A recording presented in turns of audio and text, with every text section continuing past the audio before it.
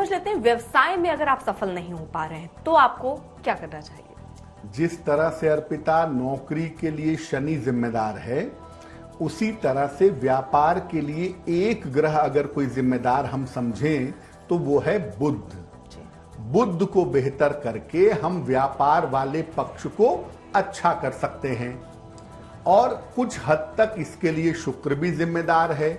तो बुध और शुक्र को जब हम ज्वाइंटली अच्छा करना चाहते हैं, बहुत बेहतर करना चाहते हैं, तो इसके लिए माता लक्ष्मी की पूजा करना हमारे लिए सबसे ज्यादा बेहतर होगा। अपने काम के स्थान पर जहां आप व्यापार करते हैं या जहां आप काम करते हैं, वहां पर गुलाबी फूल पर बैठी हुई मां लक्ष्मी की स्थापना आपको करनी है।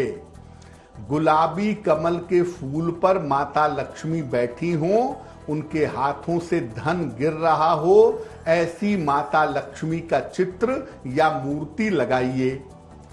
काम शुरू करने के पहले माता को गुलाब का इत्र रुई में लगा करके उनके चरणों में लगाइए, फिर वही इत्र स्वयं को लगा लीजिए।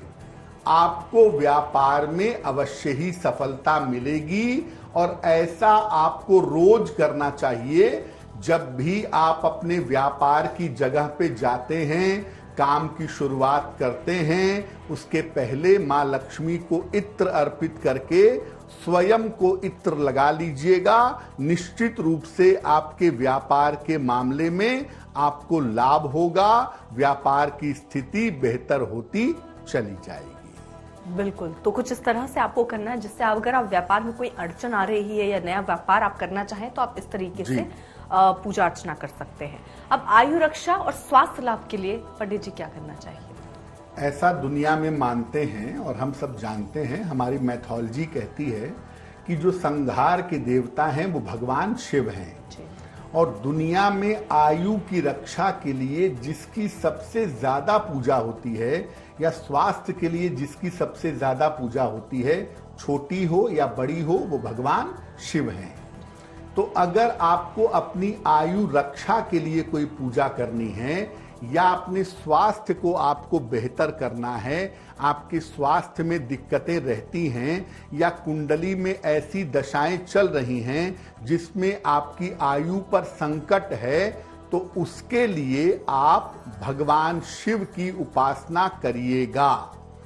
कैसे करेंगे? रोज सुबह अपने घर से 1 लोटा जल भर करके जाइएगा और शिवलिंग पर जल अर्पित करिएगा।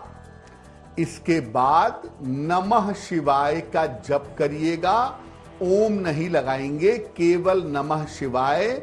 जितना ज्यादा से ज्यादा आप जप सकेंगे उतना अच्छा होगा।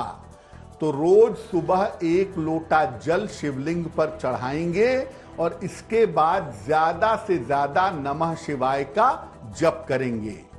जो महीने की प्रदोष की तिथि आती है, त्रयोदशी तिथि जो महीने की आती है, प्रदोष की तिथि, उस पर शिव मंदिर में जा करके एक घी का दीपक भी आप जला दिया करिएगा।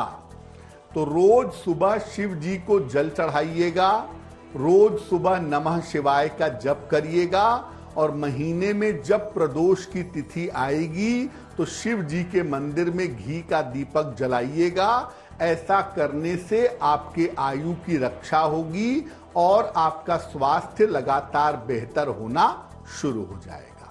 बिल्कुल पंडित जी, कई लोग ऐसे हैं जो अभी देख रहे होंगे, तो घर परिवार में ऐसे बुजुर्ग होते हैं, ऐसे लोग होते हैं जो खुद ये सब नहीं कर सकते, ना वो व्रत रख सकते हैं, ना वो पूजा पाठ कर सकते हैं, ना कहीं आ जा सकते हैं। उनके स्वास्थ्य की अगर कामना की जाए, कोई दूसरा उनका बेटा या पुत्री करना चाहे, तो यही नियम करें, उनके लिए वो लाभकारी होगा? देखिए, इसमें थोड़ा सा अंतर है अर्पिता। जैसे मान लिया घर में कोई वृद्ध व्यक्ति है या माता पिता का स्वास्थ्य अच्छा नहीं है और वो जाने में असमर्थ हैं, तो काम आप यही करेंगे, रोज सुबह 1 लोटा जल शिवलिंग पर चढ़ाएंगे। लेकिन तब ऐसी स्थिति में आप ओम नमः शिवाय का जप करेंगे। जब आपको किसी और के लिए मंत्र जप करना होता है शिव जी का, तो आप ओम नमः शिवाय का मंत्र जप करेंगे, और जब अपने लिए मंत्र का जप करना होता है तब आप नमः शिवाय का जप करेंगे। तो अगर आप अपने घर के किसी बुजुर्ग के लिए, किसी मित्र के लिए, माता पिता के स्वास्थ्य के लिए कामना करेंगे तो जल तो आप रोज सुबह चढ़ाएंगे, लेकिन जल चढ़ाने के बाद ओम नमः शिवाय का जप करके उनके आयु के लिए, उनके स्वास्थ्य के लिए प्रार्थना करेंगे। जी, आपने बहुत बेसिक चीज बताई है। ज्यादातर लोग तो ओम नमः शिवाय का ही जाप करते हैं, मतलब अगर खुद के लिए भी कर रहे हैं तो ओम नमः शिवाय ही पढ़ते हैं। नमः शिवाय और ओम नमः शिवाय का फर्क जो आपने बताया है आज, ये मुझे लगता है बहुत दिलचस्प जानकारी है हमारे दर्शकों के लिए। अब आगे बढ़ते हैं, और हर तरह की अगर आप सफलता, किसी भी तरीके की सफलता अगर आप चाहते हैं तो उसके लिए आपको क्या करना है, बताएंगे पंडित जी। अर्पिता, जैसा आपने शुरू में ही कहा ना कि बहुत सारे लोग ऐसे होते हैं जो हर तरह की कामना के लिए किसी एक ही देवी या देवता की उपासना करते हैं। ऐसा भी बिल्कुल किया जा सकता है कि आप हर तरह की सफलता चाहते हैं, आपको धन भी चाहिए, आपको स्वास्थ्य भी चाहिए, आपको ईश्वर की भक्ति भी चाहिए, उनकी कृपा भी चाहिए। तो अगर आप हर तरह की सफलता प्राप्त करना चाहते हैं, हर तरह की भगवान की कृपा प्राप्त करना चाहते हैं, तो क्या करेंगे? देखिए, दुनिया में ईश्वर के दो स्वरूप ऐसे हैं जिनको हम तारक ब्रह्म कहते हैं, यानी जो मानव के सुख और दुख से जुड़े हुए हैं, मानव के साथ उनका अटैचमेंट सबसे ज्यादा गहरा है। एक है भगवान शिव आदि गुरु, और एक है भगवान कृष्ण जिनको जगत गुरु कहा जाता है। तो भगवान शिव या भगवान कृष्ण की पूजा करिए अगर आप हर तरह की सफलता चाहते हैं। तो इन दोनों में से किसी भी स्वरूप की आप दोनों समय पूजा करिए, या तो भगवान शिव की दोनों समय पूजा करिए या भगवान कृष्ण की दोनों वेला पूजा करिए। इससे आपके जीवन की हर बाधा दूर होगी और हर तरह की सफलता आप प्राप्त कर सकेंगे। एक बात और बड़ी महत्वपूर्ण है जानने वाली कि बहुत सारे लोग कहते हैं कि मेरे तो गुरु ही नहीं है, कोई गुरु ही नहीं है जो मुझे गाइड करे या मुझे बताए या मुझे समझाए। तो ऐसी स्थिति में भी अगर आप भगवान शिव या भगवान कृष्ण की पूजा करते हैं तो वो आपको गुरु के रूप में प्राप्त होते हैं, आपको सन्मार्ग पर ले चलते हैं और आपके जीवन को बेहतर बना देते हैं। बिल्कुल।